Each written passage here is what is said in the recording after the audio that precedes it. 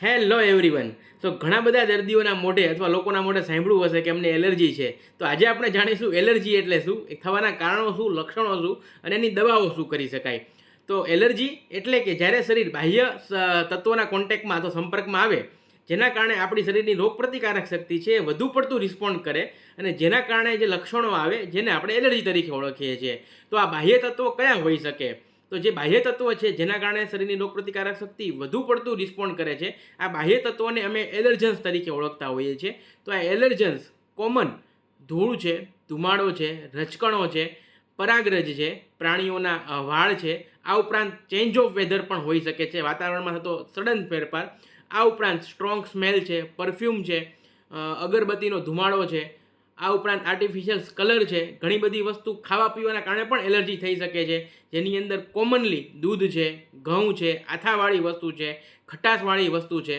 આ બધી કોમન એલર્જન્સ ના કારણે એલર્જી થઈ શકે છે. તો હવે કઈ કઈ જગ્યાએ એલર્જી થાય અને એના લક્ષણો શું હોય? તમે મેડિકલ્સની અંદર જે જગ્યાએ જે લોકેશન્સ ઉપર એલર્જી થાય એને અલગ અલગ નામથી ઓળખતા હોઈએ છીએ. એટલે કે નાકની અંદર જો એલર્જી થાય તો એલર્જીક રાઇનાઇટિસ, જેની અંદર નાક બંધ થઈ જાય, નાકમાંથી ખૂબ પાણી પડે, શરદી થાય, વારંવાર છીકા આવે, નાકમાં ખંજવાળ આવે. આંખની અંદર એલર્જી થાય તો એલર્જીક કંજક્ટિવાઇટિસ, આંખની અંદર ખંજવાળ આવે, આંખમાંથી પાણી પડે અને આંખ લાલ લાલ થઈ જાય. એ જ રીતે જે આપણે ચહેરા અને જડબાની અંદર સાઇનસ આવેલા હોય એની અંદર એલર્જી થાય અને એની અંદર સોજો આવે એલર્જીના કારણે, તો એલર્જીક સાઇનસાઇટિસ, જેની અંદર સાઇનસ પેઇન થાય, એટલે કે ફેસ પેઇન થાય, માથું દુખે, નાક બંધ થઈ જાય, શ્વાસ લેવામાં તકલીફ પડે, શ્વાસ ની અંદર સ્મેલ ઓછી આવે અથવા બિલકુલ ન આવે અને નાક ભારે ભાર લાગે, આ બધી જ વસ્તુઓ થઈ શકે છે. એ જ રીતે જો ચામડીની અંદર એલર્જી થાય તો એલર્જીક ડર્મેટાઇટિસ, જેની અંદર ખાસ કરીને ચામડીમાં ખૂબ જ ખંજવાળ આવે અને લાલ લાલ ચાંભા પડી જાય. તો કેટલાક કોમન રિપોર્ટ્સ અમે કરાવતા હોઈએ. તો ખાસ કરીને અમે ઇઓસિનોફિલ્સ જોતા હોય, એટલે જે દર્દીમાં એલર્જીનું પ્રમાણ થોડુંક વધારે હોય એમાં ઇઓસિનોફિલ્સ વધારે આવે. આ ઉપરાંત અમે સીરમ આઈજી કરાવતા હોય તો સીરમ આઈજી પણ વધારે આવે. અને ઘણા બધાને જો સ્પેસિફિક એલર્જી જાણવું હોય તો ક્યારેક અમે સ્કિન પ્રિક ટેસ્ટ કરાવતા હોય, એટલે કે ચામડીની અંદર અલગ અલગ 150થી 200 એલર્જન્સ મૂકવામાં આવે અને એ એલર્જન સામે કેવો રિસ્પોન્ડ આપે છે એ જાણવાથી ખબર પડે કે કઈ વસ્તુની કેટલી એલર્જી છે. તો શું આપણે ધ્યાન રાખી શકીએ? જેને પણ એલર્જી છે તો ધૂળ ધુમાડો આપણે માસ્ક આપણે પહેરી રાખીએ તો આપણે એને એલર્જીથી થોડુંક આપણે બચી શકીએ છીએ. ડાયરેક્ટ ચહેરા કે જડબા આપણે ચહેરા ઉપર કે ફેસ ઉપર આપણે ડાયરેક્ટ ધૂળ ધુમાડો ન આવે એનું ધ્યાન રાખવું. આર્ટિફિશિયલ કલરવાળી વસ્તુઓ છે, પ્રોડક્ટ્સ છે ખોરાકમાં, એ આપણે અવોઇડ કરી શકીએ. ખાસ કરીને અગરબત્તી છે, પરફ્યુમ છે, આની સ્મેલથી આપણે થોડાક દૂર રહી શકીએ.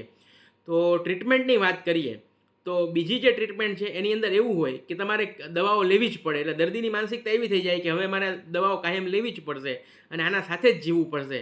પરંતુ હોમિયોપેથિક દવાઓ છે એ તાસીર ને ધ્યાનમાં રાખીને આપવામાં આવે, એટલે એવું માનવામાં આવે કે દર્દીનું માઇન્ડ અને બોડી એક છે, માટે શારીરિક અને માનસિક બંધારણ અને રોગના લક્ષણો ધ્યાનમાં રાખીને આપવામાં આવે તો આ જે એલર્જી છે એ કાયમ માટે મટી શકે છે. કેમ કે દરેક હોમિયોપેથિક દવા છે એ દરેક દર્દીની કસ્ટમાઇઝ દવાઓ હશે અને જેના કારણે એનો જે રિસ્પોન્સ છે એલર્જી સામેનો એ સાવ નોર્મલાઇઝ થઈ શકે છે અને ઇમ્યુનિટી સરખી થઈ શકે છે. માટે જો થોડોક ટાઈમ નિયમિત હોમિયોપેથિક કરવામાં આવે તો કોઈ પણ એલર્જી હોય એ પરમેનન્ટ મટી શકે છે. જરૂર છે ફક્ત દર્દીની નિયમિત દવા લેવી અને થોડોક ટાઈમ હોમિયોપેથિકને આપવો.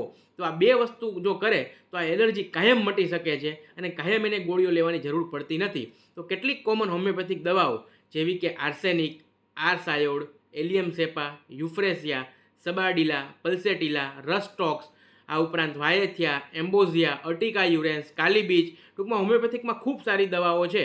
જો થોડોક ટાઈમ આપવામાં આવે તો આ એલર્જી કાયમ માટે મટી શકે છે. માટે આનાથી બિલકુલ ગભરાવાની કે પેનિક થવાની જરૂર નથી. અને કેટલાક પેશન્ટના ટેસ્ટિમોની હું ડિસ્ક્રિપ્શન બોક્સમાં નાખી દઈશ, જેથી પેશન્ટનું ટેસ્ટિમોની સાંભળીને ખબર પડે કે હોમિયોપેથિક દવાથી થોડાક જ ટાઈમમાં એલર્જી મટી શકે છે.